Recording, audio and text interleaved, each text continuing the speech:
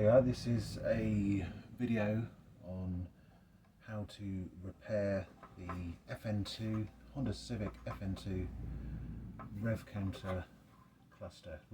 More specifically, repair the lighting. Common symptoms include intermittent lighting, so it'll flicker on and off. You start the engine. A lot of people, well, I have to tap this button and it will flicker on and off. Maybe beating this button, or you might hit a pothole and the lights might go out and come back on, and so on and so on and so on, etc. So yeah, I just thought I'd post a video on how I fixed my own cluster. This is a spare cluster.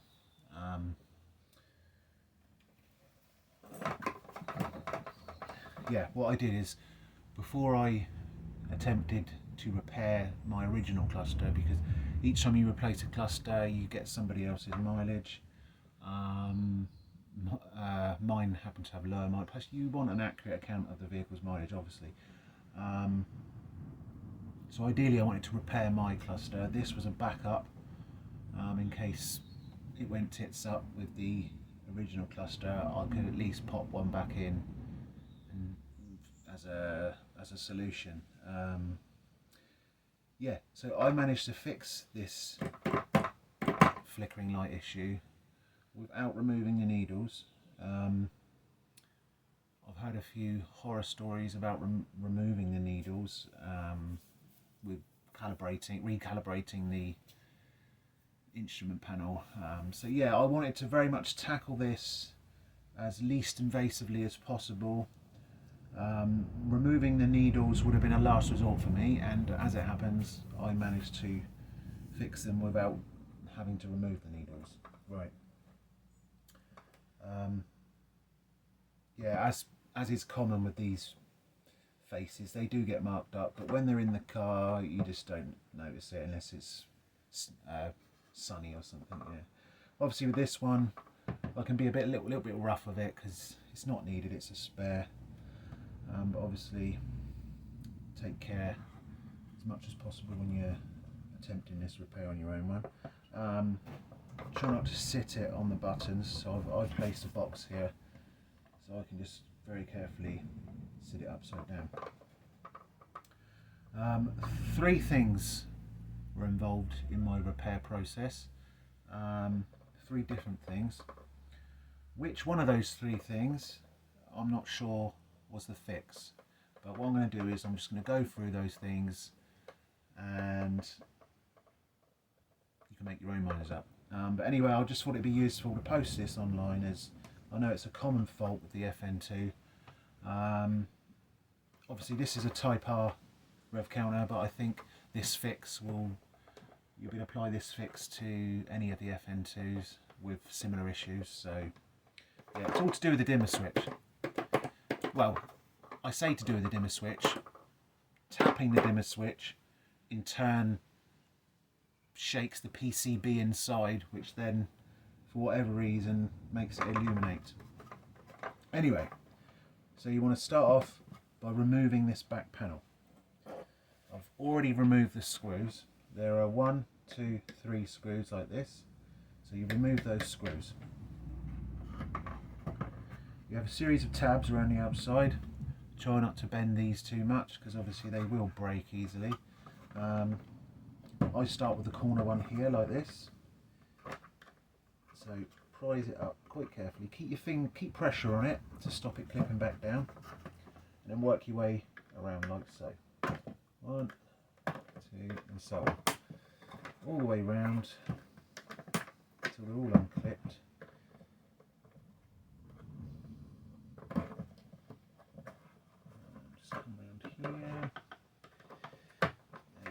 Right, just place my finger under there just so it doesn't go back in as I turn it over.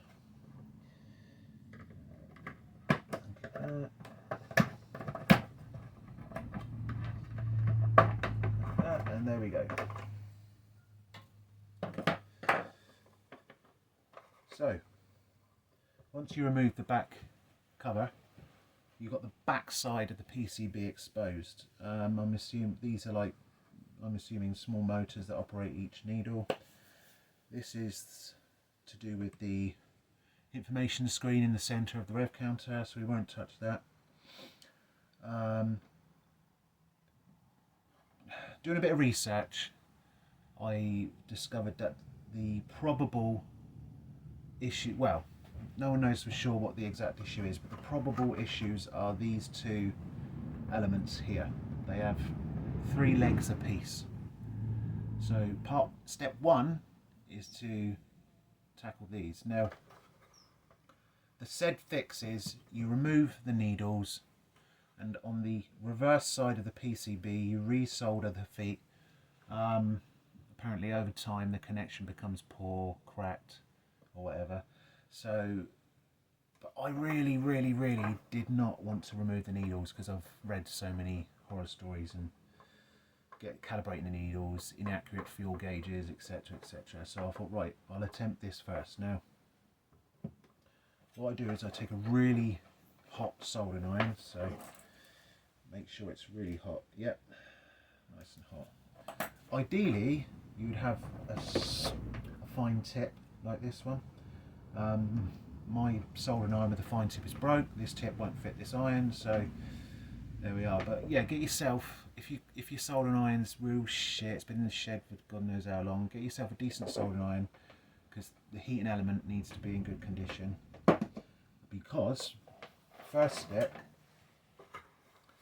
is to heat individually these 6 legs, 3 apiece.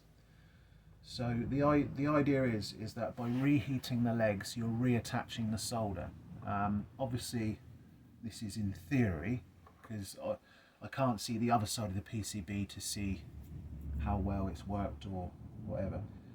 Obviously, it worked well because my counter in my car is completely fixed. I've done about 500 miles, not a flicker, nothing. After following these steps, it was fixed. So like I say, yeah, I've done about 500 miles, absolutely perfect. And just to give you an idea, my instrument light would flicker constantly. I mean, it would be every time I went out in the car, I'd have to be banging the dash every time, and it was pissing me off. So yeah, I finally got around to attempting this job, and with a bit of research I come up with these 3 steps. So yeah, anyway, I'll stop waffling. So step 1,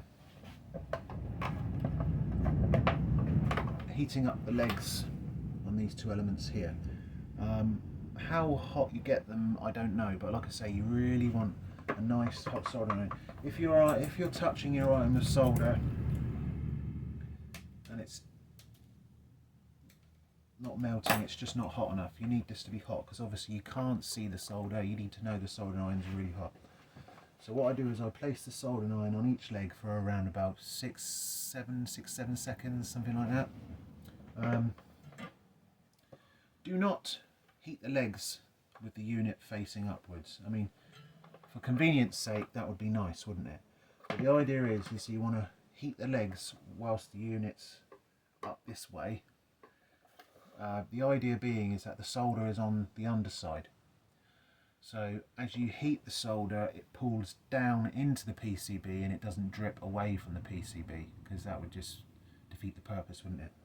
So anyway, I'm going to hold it upside down and start heating each leg. Like I say, around about 6 seconds each leg. So 1, 2, 3, 4, 5, 6, 7. So I did that one 7. Move on to the next one. 1, 2, 3, 4, and so on. Next one.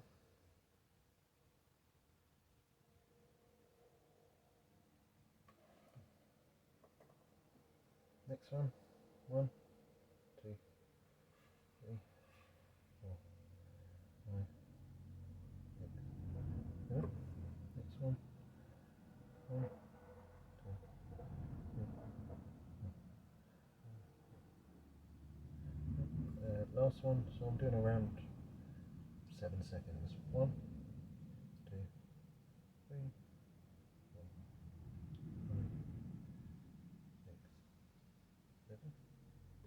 Right, so we'll just place that down this way, just allow the solder to cool a little bit for a few moments. Yeah, right.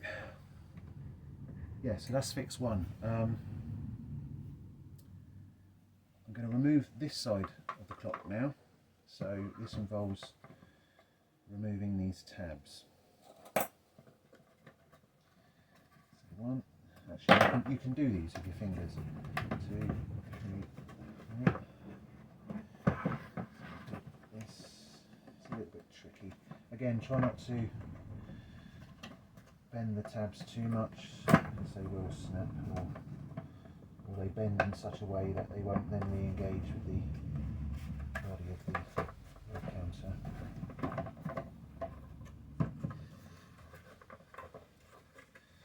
That's that.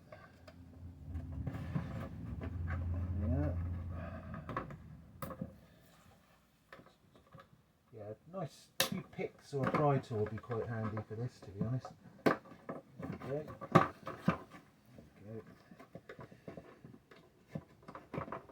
Come on. It's prying them off without it clicking back on. There you go. Right, so very carefully slide that off. Try not to mark the inside, because obviously you can't wipe clean the inside. Place it down very carefully, because obviously the PCB is exposed. This piece can come off.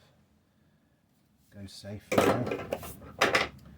But yeah, obviously this is a little bit crude. Obviously ideally you would be on the other side of the PCB and resolder them, but by reheating the legs, it's a possibility you can re-engage the solder with the PCB, with the board. Right, step 2, dimmer switch. You can see these 4 points here, 1, 2, 3, 4. There's these 3 points here as well, but I didn't resolder them because I was a little bit worried about a short circuit, and yeah, so I left them alone. I concentrate on these 4 here. I've already resoldered this, so I'll resolder this one just as a demonstration purpose. Obviously, ideally you would have a solder sucker, so you heat the solder up, suck the solder off, and replace the solder. You could just simply remount the solder. I think that would work just as well, to be honest. But yeah, if you look at this, as you push the switch, the whole PCB moves. I mean, you can see that. So obviously you can see how over time the connection may become a little bit vulnerable, perhaps. Obviously it could be a number of issues. So yeah, we're going to start by resoldering these.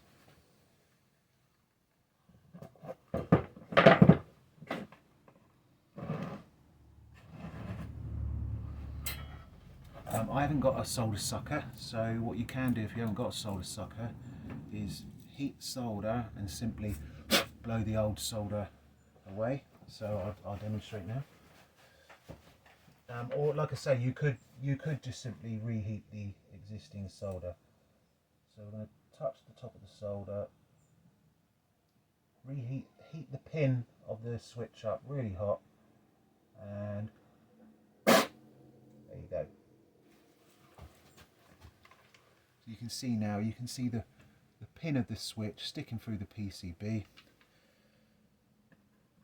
So what you want to do is get that pin really hot before you introduce the solder, otherwise the solder is just going to sit on top, won't be as good a connection. So right, let's get that pin really hot, nice and hot. You can see the solder melting down, really hot. Bit of fresh solder, boom. Perfect, absolutely perfect. Yeah, like I say, I've already done these, so I'm not going to do all 4. But yeah, as you can see, boom, boom, fresh solder. I've already done these 2. So yeah, there we are. That's step 2. Step 2. Step 3. We need to reverse this over. So actually hold it like this. So if you fully extend the dimmer switch, you can see inside, and I've already cleaned this, but again I'll do it again for video purposes. You can see inside there's a spring, a switch. The second step is simply just to clean inside here. Now I would recommend you get a can of compressed air. So obviously you can buy an aerosol can, compressed air. It's good for cleaning out PCs, etc. and blast the dust out. Secondly, electrical contact cleaner. Buy some spray electrical contact cleaner. So compressed air, electrical contact cleaner. I haven't got electrical contact cleaner, so I've used degreaser. So I'd also say at this point, do not get any spray on this face. Cover this up with a microfiber cloth because it's quite hard to get off this surface. So yeah, you really don't be shy with the cleaner. Get right in there, right on the switch, give it a good old soak. You can see it dripping out the bottom, and then while the cleaner's in there, up and down, give it a twist. Try not to bend the switch sideways. Up and down, nice twist, and there we go. Now, once you put your electrical cleaner in there, use some compressed air for a second time to blow out all the residual cleaner. I haven't got compressed air, so I'm just going to blow. Like so.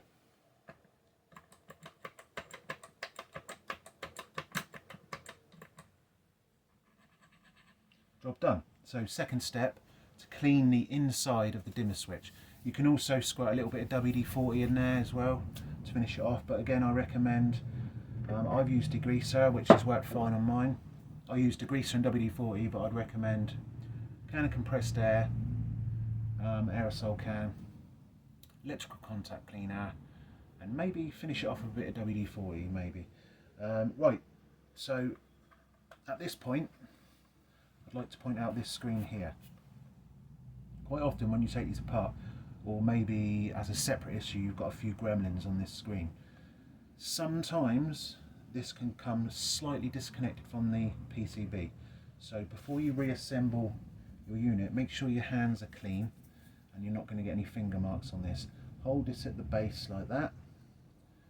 Place your fingers on the PCB and gently push to make sure it's not disconnected. There you go, that feels good. That feels good. I did mine and this had become disconnected. I had all lines on the screen. I had to retake it apart. It turns out it become disconnected. So just check this, make sure it's not disconnected. Right, again, try not to get spray on this surface. And yeah, so that's step 3, cleaning this. So I'm going to pop this screen back on there. If I can find, here it is. Don't forget to pop this back on. So yeah, it pops over this circular tab there, and then once you put this on, it holds it in place. So careful with the dimmer switches as you put this back on, and then just till you hear it click in place.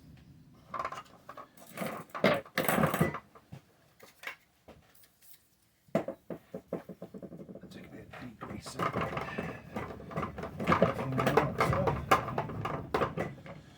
Right, so that's the dimmer switch cleaned from the inside. You can only get to the internals of the dimmer switch by taking that off. But again, I haven't touched the needles at all. So step 1 is to reheat the legs on these two elements here. I can't remember the name of them, it's slipped my mind.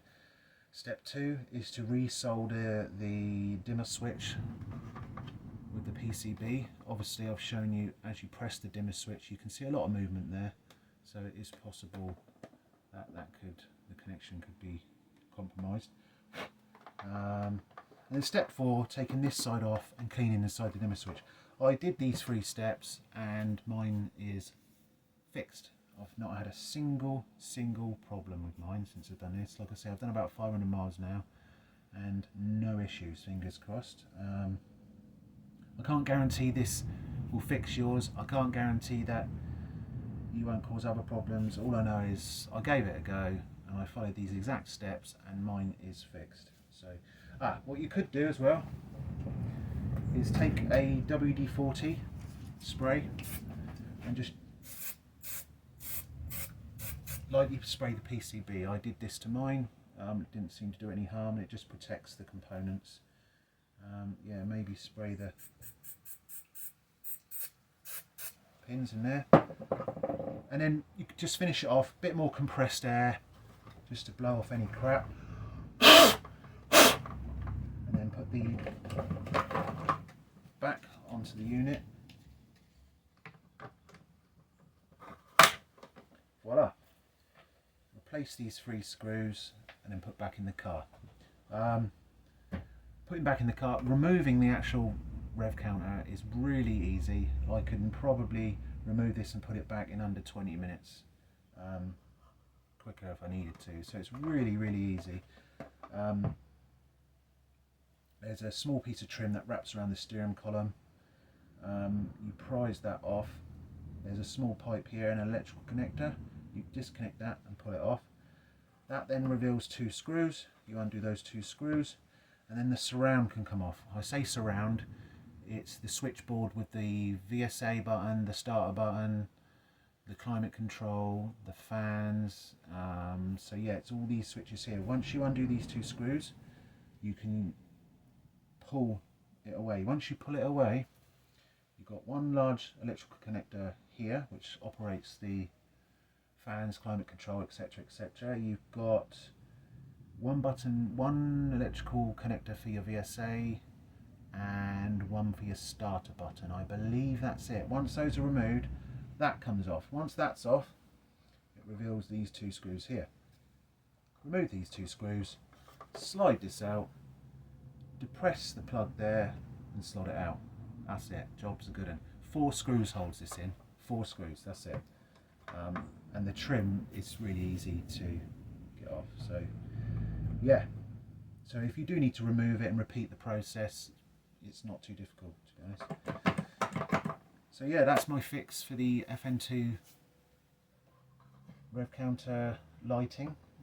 It's a common problem on this, and I followed these steps and mine's been good now for 500 miles plus. So yeah, sorry to waffle on,